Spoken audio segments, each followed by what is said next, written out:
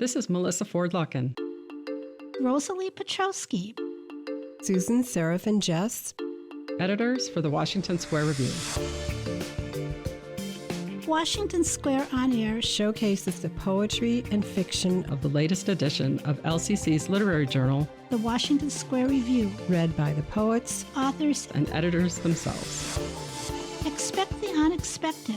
as our contributors express Experience and fantasy with humor, Imagination poetic license. irony and passion. If you love language, at its most original. Please join us in our Audio Town Square to celebrate a community of writers Spanning from around the world to Lansing. Hey there, this is Melissa Ford-Luckin. I'm here with Nomi Hawthorne, who is a graduating creative writing student. She'll be getting her AA in creative writing here at Lansing Community College. And I invited her here just to give us an overview of the program and her place in it. So, Nomi, when you think about our creative writing program here at LCC, what's that experience like for you, and how did you get here? I really loved the creative writing program here at LCC. I didn't originally come to do the creative writing program. I decided that I was going to come and do paraprofessional. And then I realized that there was a creative writing program, and I've been a creative writer since, well, at least the fourth grade, when I made my first book for a young authors program. And I decided that I just really wanted to follow my dream of creative writing. And so that's how I ended up here. What was the first class you took here that was a creative writing class? The Creative Writing 1 class. And what was that like? Oh, I loved that class. I was able to learn so much, and that was really when I started writing poetry again. And I didn't really know that I could write poetry until that point. I had written poetry in high school, but nothing as good or as powerful as what I had written in the Creative Writing 1 class. I'm really interested in what you said about how you came for paraprofessional and then you found out that there were creative writing classes here. It made me wonder, did you ever think about being a writer? I know you said that you wrote a book, but did you ever think about that was going to be your thing? I've always wanted to be a writer. I lived in California for a while, and I tried to take a creative writing class at UCLA, and it ended up getting canceled for very weird reasons. And so I've always known I've wanted to be a creative writer. I've always known I wanted to be an author. I just didn't really think I could do it. And this program has shown me that I can. Talk a little bit more about the Creative Writing 1 class. What were the assignments like? What were the other students like? Well, it was an online class, so I didn't really interact too much with the other students. But it was a short one because I took it over the summer. So it was a very quick class, and it helped to show us different ways to approach writing. She would give us examples of kind of like what she was looking for, and she would tell us to emulate, not copy, but kind of emulate what the other authors had done, the other poets had done. And so one of my favorite poems I wrote from an assignment about emulating poem on trees. The trees that saw this person's life over time. And I wrote a poem that was the waters that saw my spouses in my relationship. And it actually won third place in the LCC Land Scholarship. That's beautiful. When did you take the Creative Writing 1 class? Summer of 2022. And then after the Creative Writing 1, what was the next class that you took? The next class I took was the Writing the Novel class, which I very much enjoyed. And I'm not just saying that because you were the teacher. Well, tell us a little bit about what that experience was like, because it sounds like with the Creative Writing 1, you were given some fairly specific assignments and asked to really react to something that someone else had written, which is a very common way for all writers to learn. How was that different in the novel writing class? The novel writing class, you gave us a lot more freedom, a lot more ability to just do what we wanted to do. We had to come up with a synopsis and the first, second, and third chapters. We had these really amazing writing groups where we would workshop with each other. And I got really close with a couple of the other students when we were doing that. I was very, very nervous about that class because it was an on-campus class and I'm not exactly a spring chicken. So I'm an older student. I came back after 20 years off from going to school and decided to complete my degree. And so I was very anxious about about interacting with students who weren't my same age, but it was actually really eye-opening and very fun. Okay, talk more about that. Talk a little bit about what made it fun. It was really fun to get to read other people's work and help them to shape who they are as a writer. It was really fun to have other people help me kind of shape who I am as a writer. We laughed a lot in that class. What made it feel different when you compare it to a regular academic class? I am not sure because I've not done any like real in-school academic classes. All of my academic classes have been online, but it made it feel more, I was more comfortable in the writing section than I am like in a math class or a science class. So I want to take a little detour. You said that you were a non-traditional student, that you're older, and that you came back to school. What brought you back to school? My son is autistic, and he has asked me to come and work at his school. So I decided to come back to school so that I could get my 60 credits to become a paraprofessional. When I sat down with advising, I found out that I could actually get 90 credits by the end of this summer. And so then I could actually be a substitute teacher. And the schools need substitutes just as much as they need paraprofessionals. So that's what I'm going to do. That's awesome. It sounds like advising really steered you in the right direction. Yes. So it's a win-win for you. Yeah. You get to achieve your goal and another goal. Yes. 2 goals. Very cool. So let's talk a little bit more about how you got past the anxiety in the writing workshops. There was another student in the class who was a little bit older like me. Not quite as old as me, but a little bit older like me. And we became friends, and it was fun. It made me more relaxed to know that I wasn't being judged for being who I am. That's very cool. What other surprises took place in the classroom? I was really surprised at just how open and accepting and encouraging everybody was, not just the professors, but also the other students.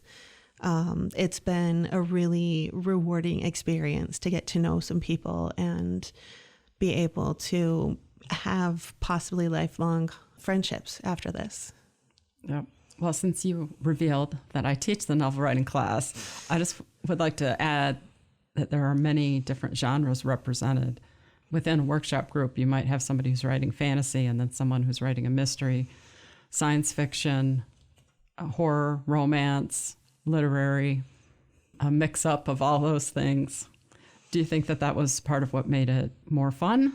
Yeah, I think it was. The person I had my workshop group with was writing a more of a mystery, kind of darker fantasy.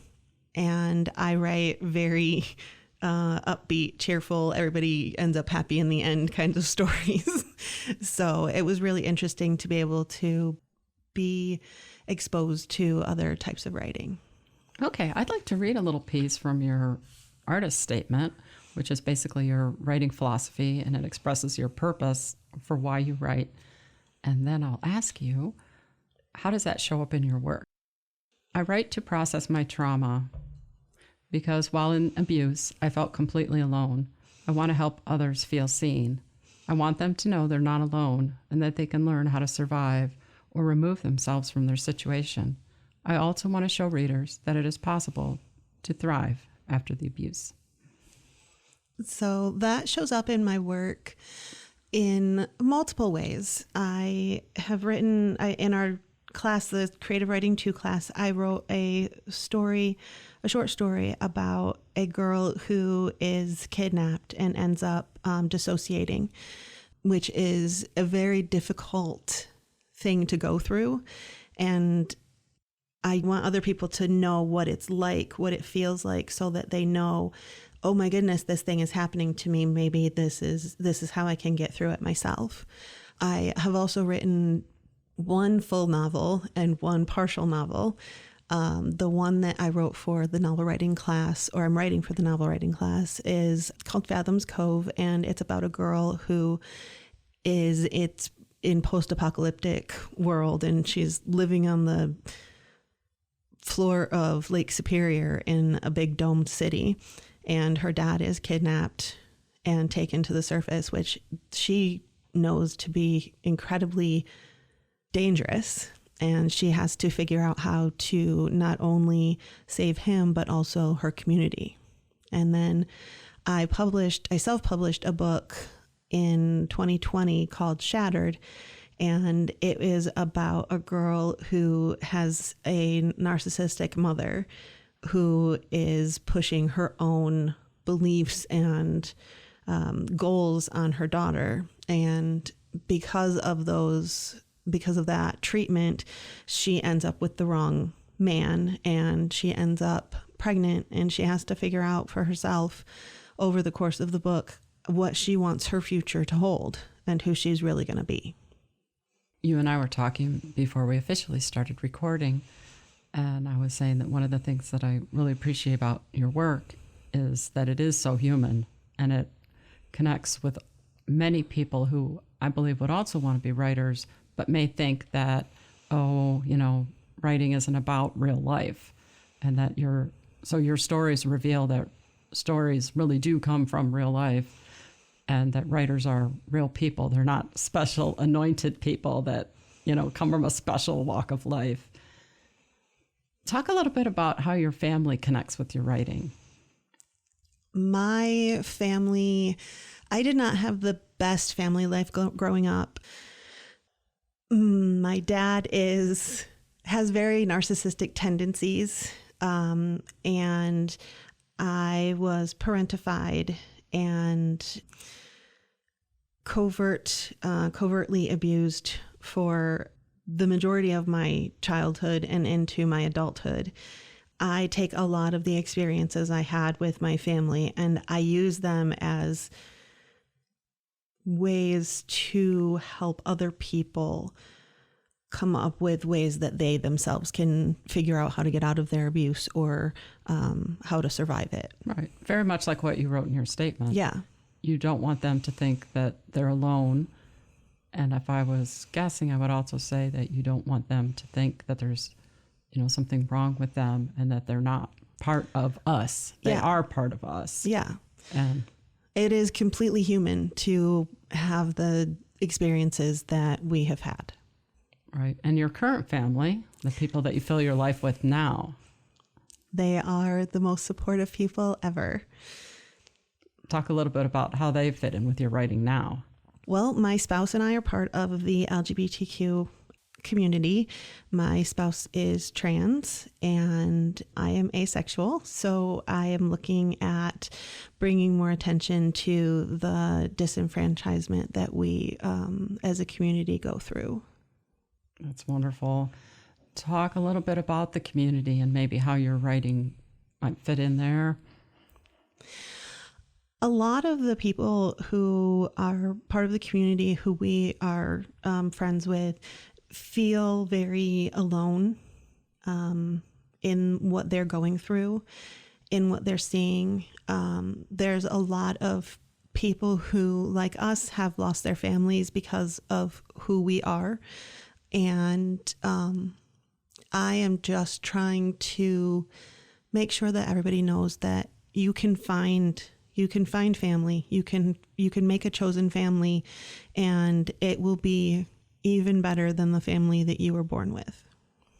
Intentionally building your world with people that love and cherish you and support you. Exactly. That's awesome. When you think about where you're going to go next, what does that look like in your imagination? Well, in the fall, I'm going to start substitute teaching, which I'm really excited about. But I am also starting a blog to bring some attention to the things that I've gone through, to talk about the autism in my family, ADHD, our LGBTQ issues like asexuality and transitioning from male to female. When you think about the blog, that sounds like that's going to be very personal, and the fiction is also personal. How does the creative energy look different, and how does it look similar? When you think about writing on the blog, you're telling your own story, but when you're thinking about writing fiction, you're telling someone else's story. For me, a lot of my characters they have the things that I've gone through. So they don't feel entirely not me, but it is very different to write a personal essay about yourself and your experiences than to write a creative fiction story about a person who may or may not be you in the same kinds of situations. I have a blog post that I have ready, and it is basically about how I became who I am today. And it was I feel like it is one of the most powerful pieces I've ever written. Do you feel that readers of your fiction would understand the fiction better if they read the blog? Yes, I think they would. And vice versa. So people that read, okay, so they really are intended to inform each other. Yes. And the blog is especially a wonderful way to demonstrate that writing has power, and that everyone who has a keyboard or a pen has that power in them to express themselves. And everybody has a story that should be heard. That's so true. When you think about your future beyond this blog and the things that you're working on now, what do you think that would look like? I would love to get an agent and a publisher and really start to reach out to the world with my stories. And if you could imagine any book cover for a future book, what would it look like? I have no idea. What color would it be? Blue or orange. All right. And how many, would there be people or objects? What would be on the cover? Well, I can explain to you what my one book cover did look like. I took this picture, a long exposure picture, inside of an amusement ride, and it's just like these blue kind of squiggles across the page. And it's kind of fascinating because the story is called Shattered, and it looks like the picture is shattered because of the way that I took it. Oh, so kind of artistic and yes, creative. Very like artistic, that. creative. That's cool. All right. I want to take a little side trip and talk a little bit about the substitute teaching. What do you think that's going to look like? I don't know. I'm really nervous about it. But I do know that I have a lot of friends at my son's school who are teachers, and I have the support of the staff there to help me understand and learn. And they have given me the right places to go to get additional education for being able to substitute teach. And it'll be really nice for my son to have me in the school on a regular basis so that if he does need something, he knows he has a safe place to go. What grade students will you be working with? I would love to work with all grade students, but probably elementary for now. Okay. So does that mean you'll go out on the playground? Will you have recess duty? Probably. All right. Sounds good. If there is someone listening and they're thinking about taking creative writing classes here at LCC, what would you want them to know? Do it. Just do it. Take the first step. Take that really, it feels like it's a giant leap, but honestly, it is just a tiny step to take to be able to really come into yourself and be who you want to be. That's awesome. So if people want to stay in touch with you, how can they do that? Where can they find you online? I have a website that is nomihawthorne.com, and I will be using that as my blog, and I have samples of work up there right now. Okay, so if people want to read the blog post that you were talking about earlier, they can find that on your website. Yep. Okay, we'll be sure to put that in the show notes. Thank you. It's been great chatting with you. Thank you so much. You have been a godsend in the classes. It's been really great learning from you. Thank you for listening to our talented poets and authors. Until next time, this has been Washington Square on Air,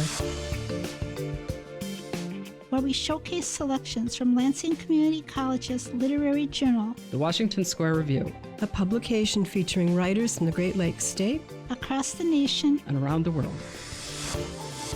To find out more about the Washington Square Review, visit lcc.edu/WSR. We hope you enjoyed listening as much as we enjoyed sharing.